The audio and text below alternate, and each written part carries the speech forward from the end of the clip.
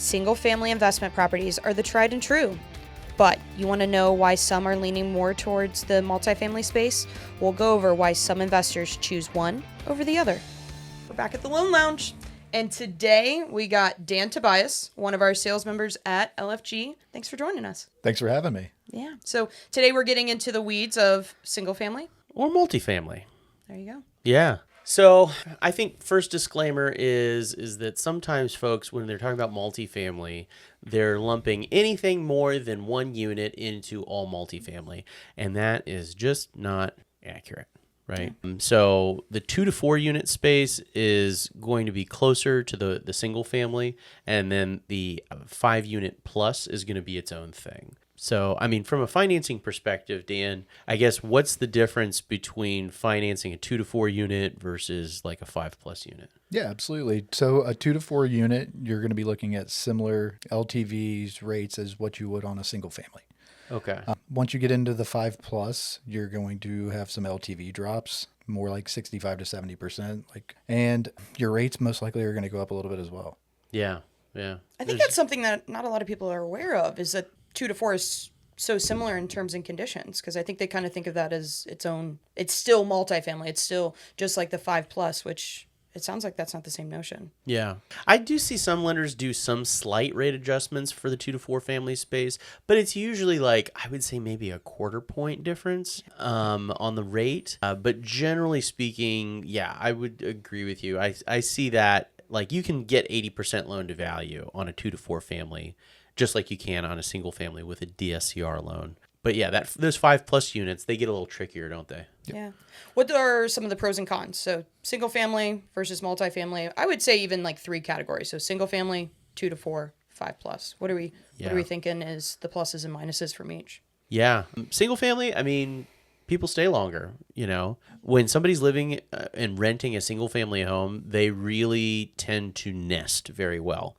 And they seem to feel like this is their home. And so you get tenants that'll stay for years.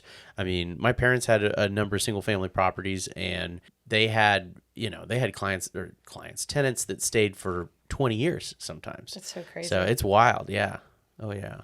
But 2 to 4 unit, I mean, I think the big thing on multifamily versus single family is that people stay less long in the multifamily properties. Okay. So duplex, I house hacked a duplex for about 10 years, and we saw probably 5 different tenants come and go in that 10-year period. That sounds fairly accurate. Yeah. Yeah, 2-year leases. You also have a lot less maintenance risk on single family versus multifamily, even in the 2 to 4 unit space. Yeah, you got 2 furnaces, 2 water, 2 sets of appliances, all those kind of things. Try a 15 unit. Yeah, 15 unit. Yeah. You've got a whole other ball of wax. Yep. Yeah.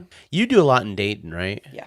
So are those mostly single family or multifamily? So for me, I do single family. Yeah. I don't think there's any direct rhyme or reason as to why we went that direction. I think it was probably a price point. Generically speaking, if you buy a single family and I can buy it for, let's just say $100,000 to buy a 2 family, you're going to be $200,000, maybe a little bit less. But so I think for me it was price point and just getting into those properties easier. But the other thought process is cash flow. 2 properties, 2 units, double the cash flow. 3 units, triple the cash flow, etc. And so I think there's plays on either side, and I don't think either one of them is a wrong play. It's just potentially looking at those lending opportunities and making sure that you're comfortable with. So though the down payment could be the same between a single family and a 2 to 4, and it may be a little heftier for 5+, the price of it will likely be more compared to a single family to a multifamily, depending on the market. Because I would say down in Dayton, that's 100% something you're going to run into. Here in Columbus, cost of a single family could be very comparable. Actually, I saw a 5-unit property that just went on the market recently in Old Town East for $925, and it was a 5-unit. I was like trying to do the math quickly just in my head, and I was like, interesting. Yeah. So, I mean, minimums in the 5-unit plus space are typically higher too. What do you mean by that exactly? Yeah, so minimum loan amounts, if you're looking at a 5-unit, and I mean, I had somebody brought me like a 16-unit for $300,000 in Illinois, I think, recently. And the price per unit was whatever that, what is that, $20,000 a Yeah. unit or something?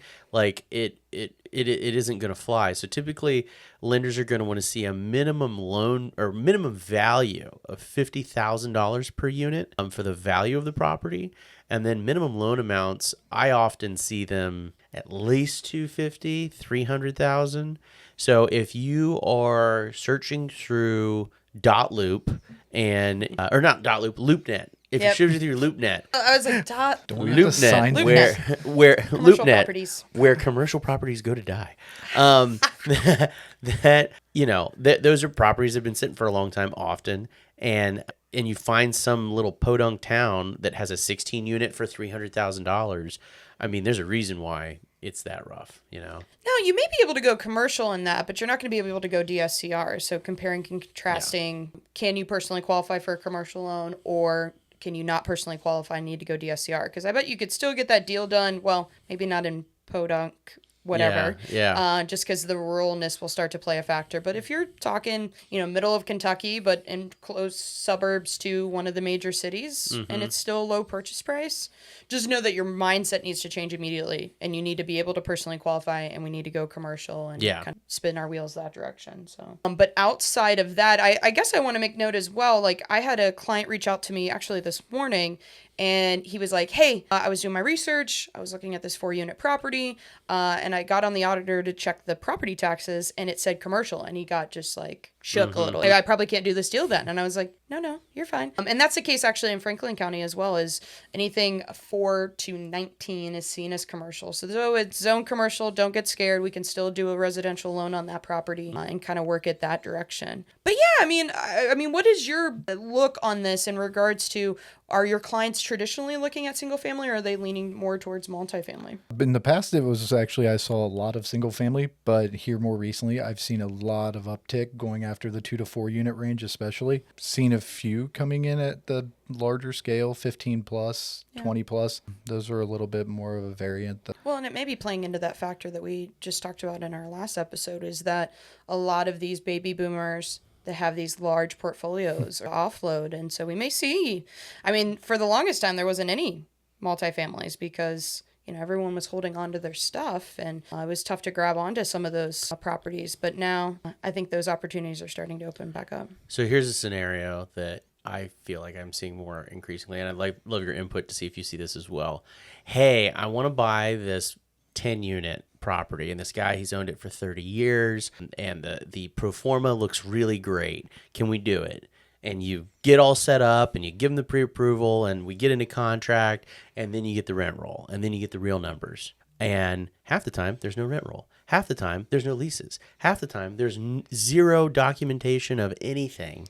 So to your point, the baby boomers that have held on to these things for 30 or 40 years, sometimes they're not the best at keeping records when it comes to this stuff. So that can be a challenge, I think, with some of the financing. Well, and we're still going to have to hit a DSCR calculation. Yeah. Yep. So in a lot of cases, these rent rolls have too low of rent, where they haven't increased rents in the last 2, 5, 10, 15 years. Yeah. And you're going to run into major issues in that regard. And that's DSCR or commercial, even more so with commercial or DSCR requirements. But that might even be a hard deal for us to pick up on the DSCR side, and we may have to bridge it, meaning that we're going to kind of put you in short-term financing options, allow you to maybe do improvements to the property, put new tenants in, and then refinance you afterwards. So Yeah. multiple ways to look at it, though. Yeah. I think there's always 2 different kinds of investors.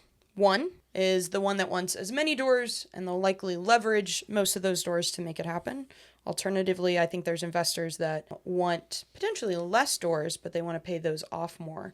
So I think playing into this concept is, do you go single family and continue buying your, 1 unit, 1 unit, 1 unit, or do you allow this to scale exponentially and buy 4 units and buy multifamilies? Now, do I think you should start with a 5+ unit property? No, newbies. We're not going 5+ on the first time. Actually, even most of these lenders are going to want you to have some experience in this space. And gosh, to find someone that is just willing to give a first-time investor a 5+ unit property is tough. Yeah, a loan for yeah, Tough. yep. I think the other thing is like different mindsets. I have a lot of borrowers who are going out and they're buying B plus and A neighborhoods, right? They're buying single family homes.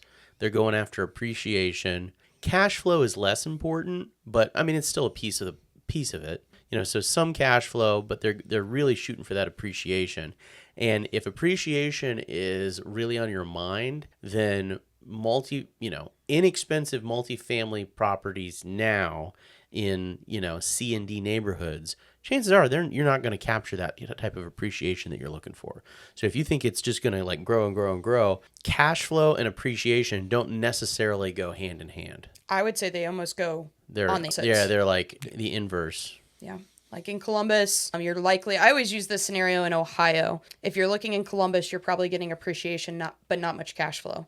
If you're looking down in Dayton, I don't get as much appreciation, but I get my cash flow. Then I feel like Cleveland and Cincinnati, you get like just a little bit of both. So it's just really kind of understanding what are you searching for. And I don't think you'll ever get significant appreciation in the multifamily space. You'll get the standard like everyone else, but I think there's less of a play there, but you're almost securing cash flow, or you should be, because otherwise why are you getting into that transaction? One other thing that I wanted to bring to light is like looking at fix and flip, or value add is kind of the phrase that you hear a lot more in the multifamily rehab space. Is that something that we can do in the 2 to 4 and 5 plus? Are we able to offer hard money in that space? Yes. Yep. On the 2 to 4 space, we absolutely can, just like any single family for the most part.